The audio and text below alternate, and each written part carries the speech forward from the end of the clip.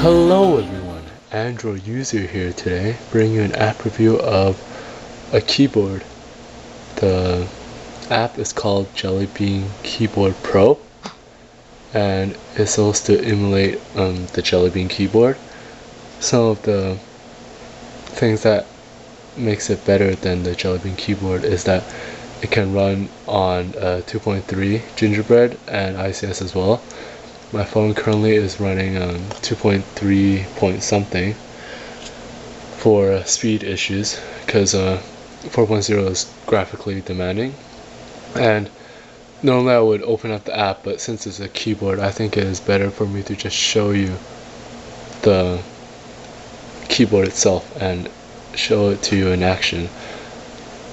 And I'm also going to compare it with this keyboard which I currently use with the Jellybean keyboard, mainly because I want to show you the pros and the cons of the Jellybean keyboard. So this is the Jellybean keyboard. It is pretty familiar, as you can tell, because Google has standardized this look for the keyboard, and whenever you type, it starts having suggestions for you, like this. Android.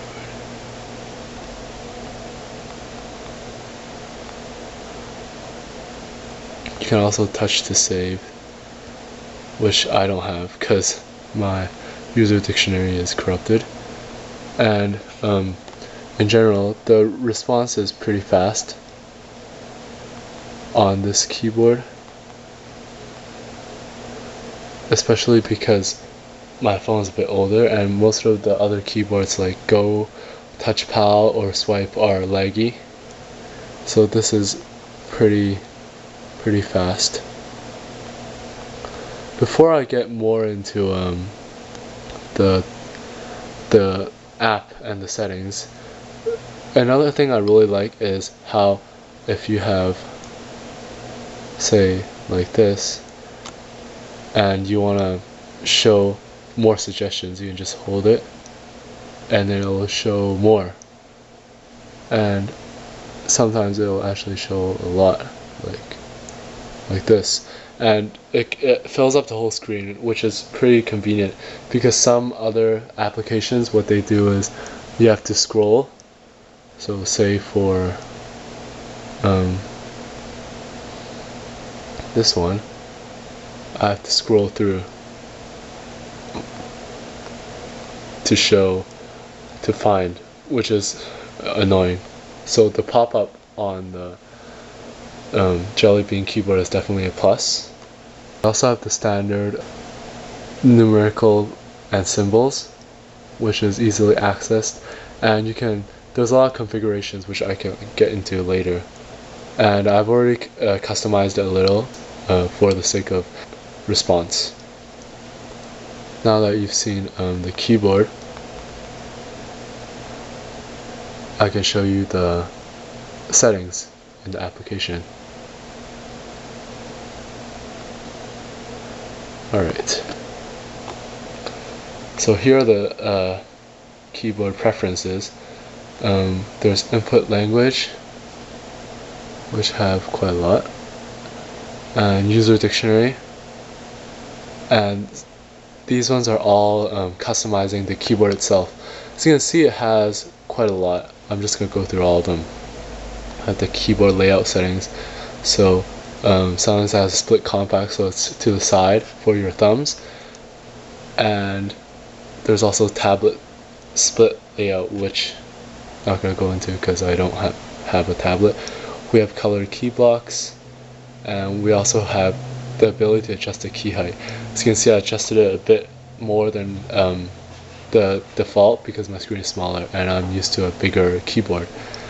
And a good thing is that it has test current settings on all of the preferences for each window. So if I want to see how split compact looks like, I can just test it like this, and here it is.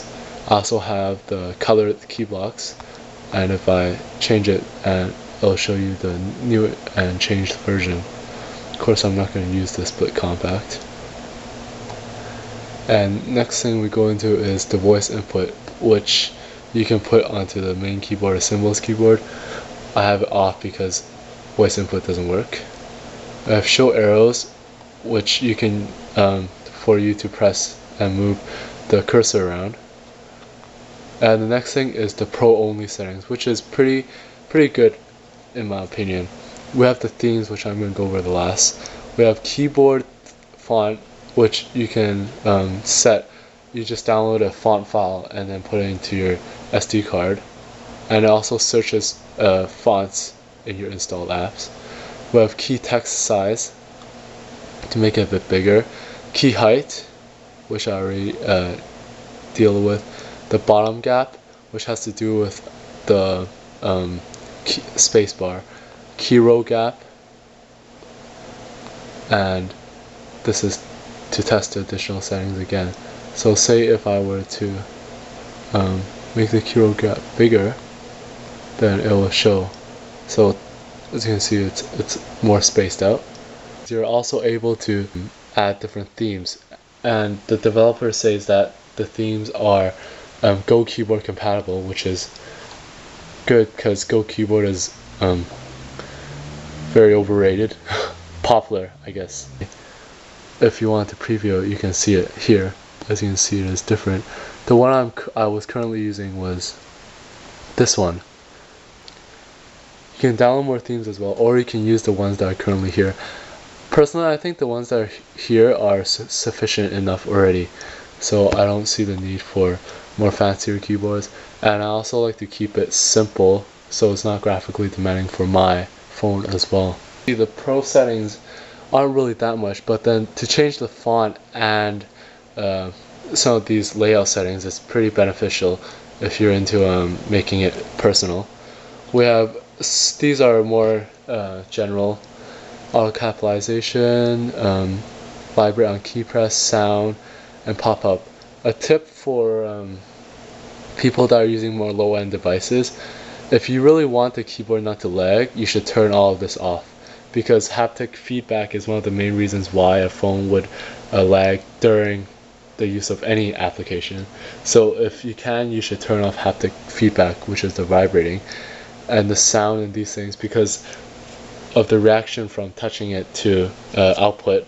It does take a while, and it slows down the keyboard. We also have auto correction